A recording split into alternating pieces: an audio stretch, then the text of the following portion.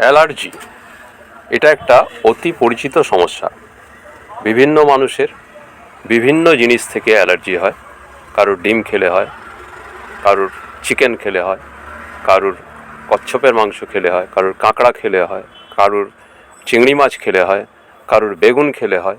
বিভিন্ন মানুষের বিভিন্ন রকম জিনিসে অ্যালার্জি হয়। এই অ্যালার্জিতে সারা শরীর চুলকায়, কারো দানা দানা হয়ে যায়, কারো আবার ফুলে যায়।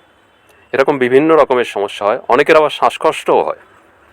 এটা প্রচণ্ড অস্বস্তিকর একটা সমস্যা। এই সমস্যা থেকে মুক্তি কিভাবে সায়ন পেল এটা একটু দেখুন।